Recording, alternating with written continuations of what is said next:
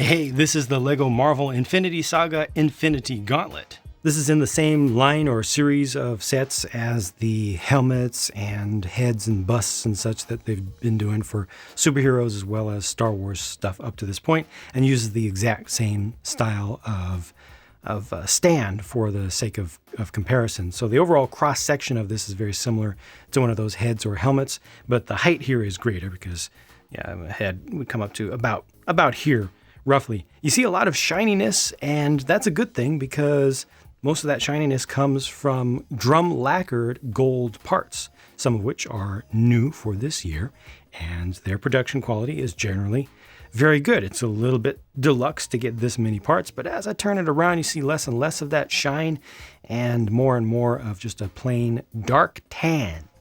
So all this is dark tan. It's all dark tan. The inside is all dark tan.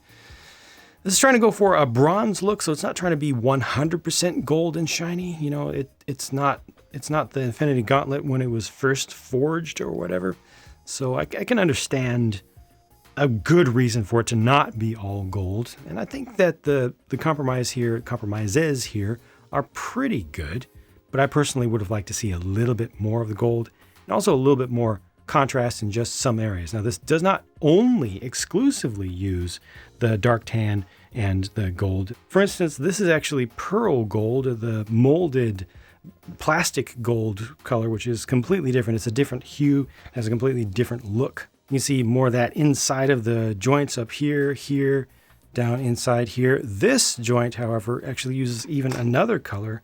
That is medium nougat, which stands out a little bit more. And there are also some gray parts, which you can see mostly from the sides. They don't stand out particularly that much, but there's a little bit of gray right in here, which actually, in that crease, it works. You see it under here. You know, it's not perfect, but I will say that the overall effect of this is very nice, and you get that nice snap pose. I think that's approximately correct, but there is some flexibility with these joints, so you can open this up. This is actually on a ball joint here for the thumb, and then you can move the fingers individually, so those can be individually bent at the phalanges. When you open this up, then you see lots of the medium nougat color. A little bit of tan here in for the fingernail areas as well. I don't mind that personally, but yeah, you are able to pose these fingers around a bit, but not as much as I would like, to be honest with you.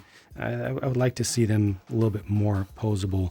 Can't really form a fist out of this at all. You know, it's kind of like a raking, like do it like that, you know. You have some options there, and of course most people are going to pose it with the middle finger up, which I am not going to do for obvious reasons. I do think that the backs of the fingers look really good, and even when they're folded up and you see that nougat color inside of there, doesn't look too bad. The stones are a little bit rectangular each. You know, this is Lego and the scale limited the possibilities there, but the designer at least tried to change things up, change up the shapes a little bit. Nothing is just completely plain except over here with the space stone being just completely rectangular.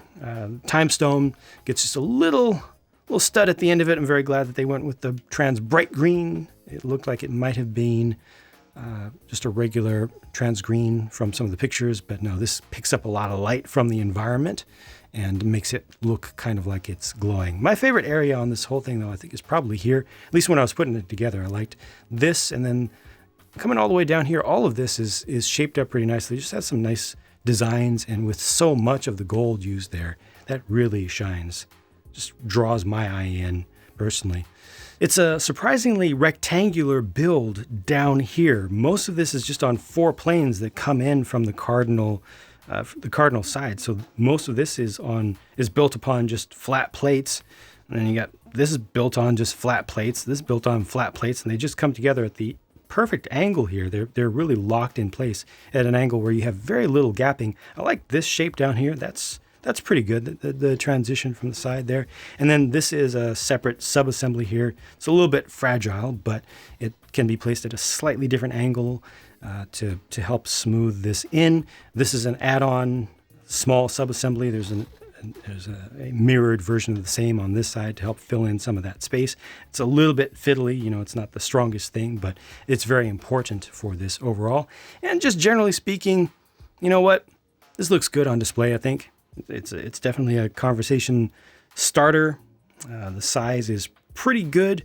It's not full adult sized, the hand. If I open this up and then try to compare it to my hand, like I can completely hold this inside of my hand. If I just line up the base of the wrist right there, I can have this entirely inside my hand. So it's not scaled to at least a 6'1" adult hand, but you know, I think it's more than large enough. Again, it's definitely a more significant thing on display than the helmets from this same line. So overall, I think it presents well.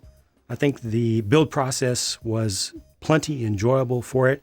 I could have used a little bit more gold in there and a little bit more contrast, but for this scale, I think it's done pretty well. And for something that needs to be buildable by people who have never built Lego before, you know, I'm sure that people could make something of this scale in mock form that would look better, but would not be as easy to put together at all, following just nice written instructions with Lego's standards for ease.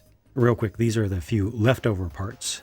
I paid $70 US for this, and reluctantly, I have to say I am okay with that. I would have preferred $60, to be honest, for the amount of stuff that's in front of me, but given the quantity of drum lacquered pieces here and how good this looks on display, in spite of, you know, nitpicks that I have about it and the fact that it doesn't have as much gold as I would like to see, it still presents really well. I feel like this gives you a much better value than any of the helmets and busts that they've done from any of the series that they've covered with that. It's much more, it just gives you more visual impact by far.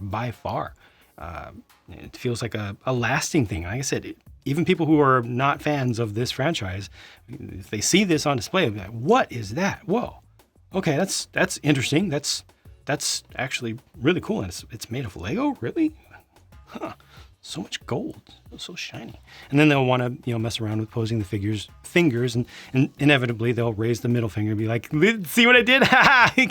Yeah. Well, yeah. So overall, yeah, I would like it to be cheaper, but I'm okay with the price that it is. And other than that, I've given you my thoughts, so I will move on. Thanks for watching. Catch you later. Tiger style. Tiger style. Yo. Wu-Tang Clan.